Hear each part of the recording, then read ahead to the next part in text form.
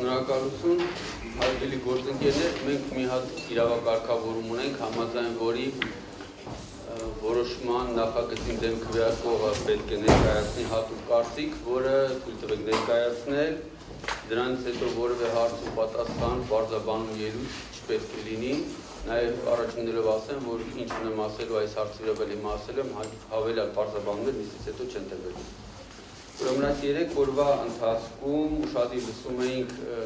եւ ելույթները եւ հարց պատասխանը, ի հայտ են եկել մի շարք հարցեր, որոնք նույնպես ես տվեցի եւ իմ տեսակետը նաեւ ձևավորել է այդ հարցերի տրված պատասխաններից։ Առաջին խնդիրը, որ ուզում եմ նշել, դա իսկապես այս վարույթը կարճելու կամ կասեցնելու խնդիրն է, հաշվի առնելով այն հանգամանքը, որ թե սահմանադրական դատարանում, թե վարչական դատարանում գտնվում են գործեր, որոնք ուղղակի ազդեցություն են ունենալու այս ամբողջ գործընթացի վրա։ Այսպես, եթե սահմանադրական դատարանը, որքան ես լսեցի դեկտեմբերի 16-ին, որևէ կետով ճանաչեց սահմանադրությանը հակասող օրենսդրական փոփոխությունները, ապա այս ամբողջ գործընթացը կարող է դառնալ հակասահմանադրական, երբ այդ հարցը տվեցին, ինձ ասեցին, որ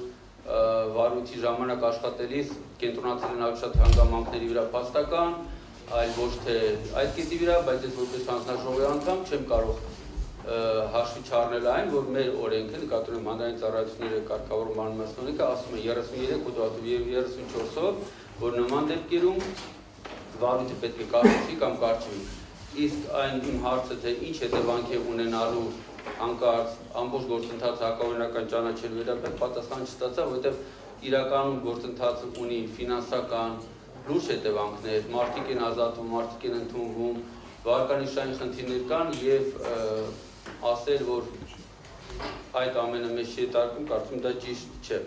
Նույնը վերաբերում է վարույթի հարուցման միջատմանը, ինչպես փաստական հանգամանքների մասին։ Թեև ասում են կենտրոնացել եք փաստական հանգամանքների վրա, բայց վարույթը հարուցվել է ենթադրությունների վրա, որոնք նշված է լիազոր մարմնի ներկայացուցիչի կողմից եւ վարույթը իրականում գնահատվել է բոլորին այլ ուղղությամբ, ինչը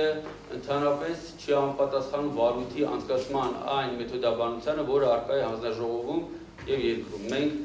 բազմաթիվ դիմումներ ստանում ենք եւ երբեք միայն դիմումի հիման վրա վարույթ չեն կարող հարուցել, մինչեւ համոզված չենք, որ առկա է խախտում, մինչև անպաստան փաստական հիմքերը չկան։ Այս դեպքում մենք գնացել ենք այլ ճանապարհով, ինչպես ես իմ հարցում տվեցի, որովհետև այդ ենթադրությունը ունեի, որ կարծես թե մենք սկզբից հարուցել ենք վարույթ, հետո մտածել ենք այդ վարույթի համար ինչ հիմքեր դնել։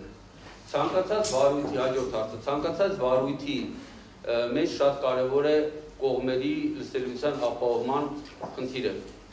Ինչպես արդեն ասել էի, առաջի կողմը դա հարուցողն է, երկրորդը պատասխանողն է, կարող է հրավիրել այլ կողմեր, բայց այս դեպքում մենք փաստացի երկրորդ կողմ չունենք, որովհետև կողմը, որի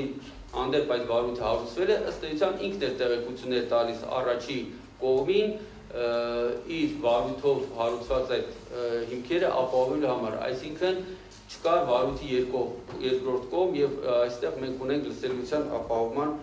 լրջագույն խնդրեմ, որը կարծում եմ նաեւ հետագայում կարող է այս ամբողջ որոշումը վիճարկելու հիմք լինել, որովհետև կողմը, որ այստեղ փորձում է ընդդիմանալ այս նախագծին, իրականում երրորդ կողմը եւ փաստացի չուներ գործադիր անհրաժեշտ լծակներ, որպեսզի ճշտումներ կատարել, ճշգրտումներ կատարել այն փաստերի վերաբերյալ, որոնք ներկայացված են նախագծի մեջ։ Ես նաև համոզված եմ, որ նախ ասենք, որ ցանկացած խախտում որևէ ձևի մեզ համար ընդունելի չէ եւ խախտումը որևէ ձևի արդարացում չպետք է ունենա։ Սակայն երբ պատիժը սահմանում, պետք է միշտ նկատի ունենաս այդ խախտման չափը, որովհետեւ ավելի ժողովրդական եք ասած, եթե մենք օրինակ գերազանցում ենք արագությունը, անմիջապես վարորդական իրավունքից չենք զրկվում։ Կապված նայած թե ինչքանով ես դու գերազանցել։ Ես համոզված եմ եւ կյանքը ցույց կտա, եթե դրան հասնի, որ ցանկացած աուդիտորական եզրակացություն, տեխնիկական աուդիտ կլինի թե ֆինանսական, եթե վերցնի այս վարույթի նյութերը ուսումնասիրի, ապա լինի հայկական, լինի Big 4, Big 10, ոչ մեկ չի ասի, որ այստեղ ինչ որ էականության շեմի նույնիսկ մոտ ցուցանիշներ կան, որովհետեւ այս միլիարդավոր գումարների մեջ այդ 4 միլիոն, 5 միլիոն դրամ տարբեր տեղեր, ընդ որում 2-3 տարվա կտրվածքով բացահայտումները, որոնք հանրագումարով կազմելու են, չգիտեմ, կարող 40 միլիոն, 50 միլիոն, ես իմ ամենահորատեսական սցենարով հաշվեցի կարող 120-150 միլիոն դրամ էին այդ տարիների կտրվածքով ինքը որևէ էականության շեմ չի գերազանցի եւ վստահ եմ աուդիտորական եզրակացությունը կտա, որ այստեղ այդ վտանգավորությունը շեմ չի գերազանցի։ Փոքր ռեպլիկի կարգով էլի,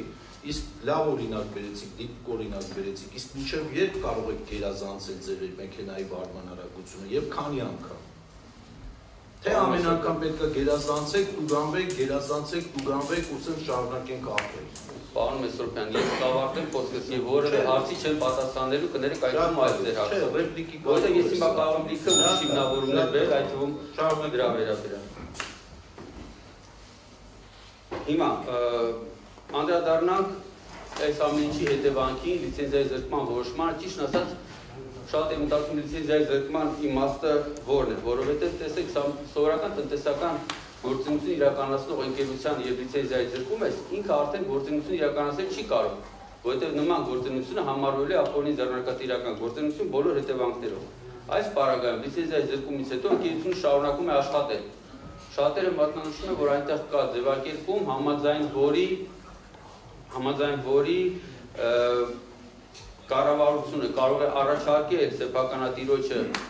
վաճառել ընկերությունը, եթե 3 ամսյա, կարծեմ 2 ամսյա ընթացքում համաձայնեցված կարգով այս գործարքը տեղի չի ունենում, ապա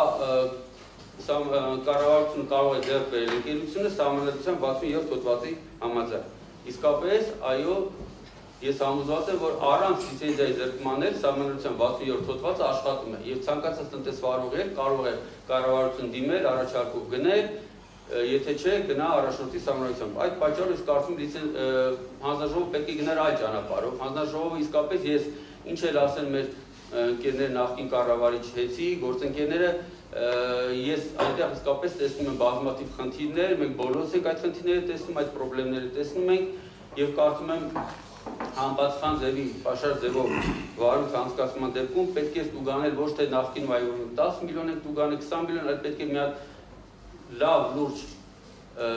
բաժական որոշում կիրառել հեծի նկատմամբ, որ նաև սեփականատիրոջ ուշադրություն հրավիրենք բազմաթիվ խնդիրների, որոնք հեծում իսկապես առկա են, եւ նաև մենք որպես վերահսկող մարմին, այո կարգավորող մարմին ուժեղացնենք մեր գործառույթները։ Իսկ ինչ վերաբերում է սեփականության խնդրին, ապա գոյություն ունի սահմանադրություն, սահմանադրության 67 հոդված, դա պետք է իրականացվի այդ շրջանակում եւ հանձնաժողովը այդ գործընթացի հետ պետք է որևէ առնչություն չունենա։ Շնորհակալություն։ Շնորհակալություն։ Հարգելի գործընկերներ, օրակարգը սպառված է նիստ